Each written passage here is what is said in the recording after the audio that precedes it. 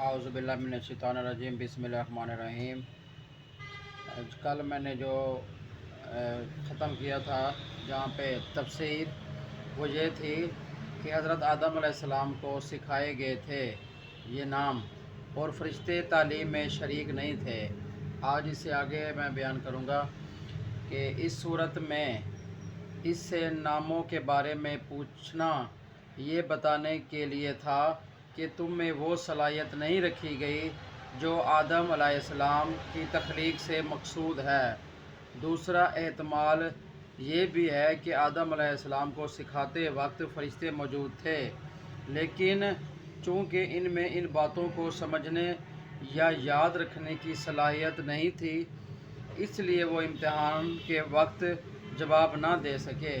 इस सूरत में इनका जवाब का हासिल ये होगा कि हमें वही इल्म हासिल हो सकता है जो आप हमें देना चाहें और इसकी सलाहियत हमारे अंदर पैदा कर दें।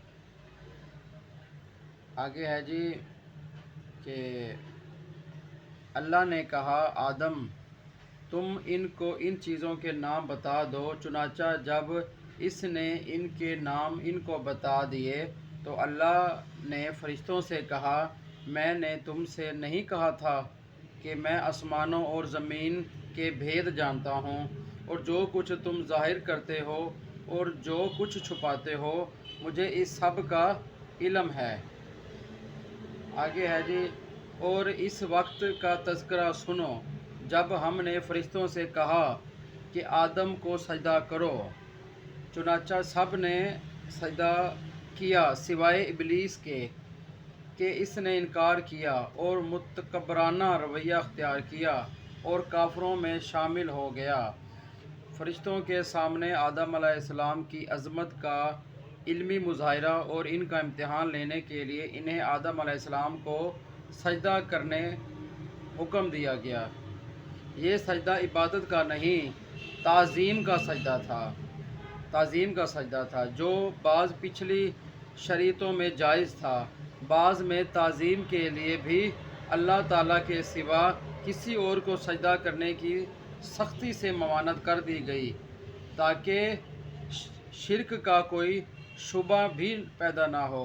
ये सजदा करवाना इस बात का भी मुज़ाहिरा था कि फ़रिश्तों को इस बात की तलकीन की जा रही है कि कायनात में जो चीज़ें इनके अख्तियार में दी गई हैं वो इंसान के लिए मुसख्खर कर दी जाएं ताकि ये देखा जाए कि वो इनको सही इस्तेमाल करता है या फिर गलत।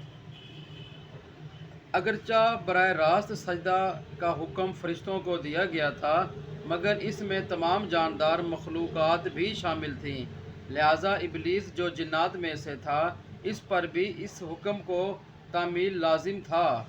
लेकिन जैसा कि ख़ुद कुरान करीम ने दूसरी जगह बयान फरमाया है, वो अल्लाह ताला से कहने लगा कि मुझे तूने आग से पैदा किया है और आदम को मिट्टी से, इसलिए मैं इससे अफजल हूँ, मैं इसे क्यों सजदा करूँ। इस वाक़ये से दो सबक मिलते हैं। एक ये कि आप अपने आप को बज़ाते ख़ुद दूसरों से बड़ा समझना और बड़ाई बिगाड़ना कितना बड़ा गुनाह है, और दूसरा सबक ये है कि जब अल्लाह ताला की तरफ से कोई वाज़िह हुक्म आ जाए तो बंदे का काम ये है कि इसके हुक्म को दिलो जान से बजा लाए, चाहे इसकी हुक्म और फ़ायदे में समझ आए या ना आए। आगे है जी, और हमने कहा, अल्लाह ताला फरमा रहे हैं, आदम तुम और तुम्हारी बीवी जन्नत में रहो और इसमें से जहाँ से चाहो जी भर कर खाओ, मगर इस दरख्त के पास मत जाना वरना तुम ज़ालिमों में शुमार होगे। ये कौन सा दरख्त था? कुरान करीम ने इसकी वजाहत नहीं फरमाई, ना इसके जानने की ज़रूरत है। इतना जान लेना काफ़ी है कि जन्नत के दरख्तों में एक दरख्त ऐसा था जिसका फल खाने से इन्हें रोक दिया गया था।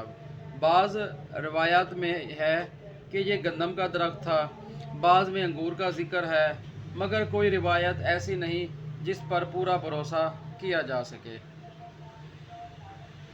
फिर हुआ ये कि शैतान ने इन दोनों को वहाँ से डगमगा दिया और जिस ऐश में वो थे इससे इन्हें निकाल कर रहा। और हमने आदम, इनकी बीवी और इबलीस से कहा, अब तुम सब यहाँ से उतर जाओ, तुम एक दूसरे के दुश्मन होगे और तुम्हारे लिए एक मुद्दत तक ज़मीन में ठहरना और ज़मीन और किसी कदर फ़ायदा उठाना तय कर दिया गया है।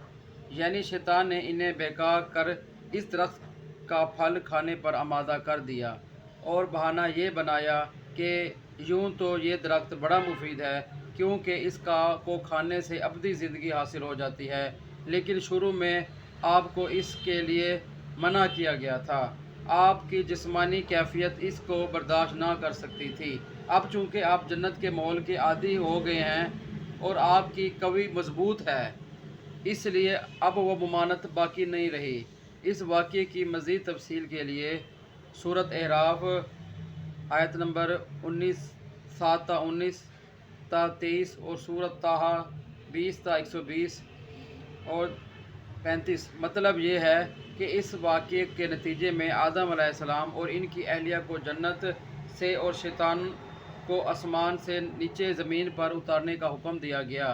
साथ ही ये भी बता दिया गया कि इंसान और शैतान के दरमियान रहती दुनिया तक दुश्मनी कायम रहेगी और ज़मीन का ये क़याम एक मुअय्यन मुद्दत तक होगा, जिसमें कुछ दुनियावी फ़ायदे उठाने के बाद सबको बिल आखिर अल्लाह ताला के पास दोबारा पेश होना है। तो आज की जो मेरी वीडियो है वो मैंने सूरत बकरा की कुछ आयतें बयान की हैं। तो आप लोग इस वीडियो को जो है सुने, समझें और इस पर अमल करने की अल्लाह ताला आपको और मुझे तौफीक अता फरमाए। आमीन सुम्मा आमीन।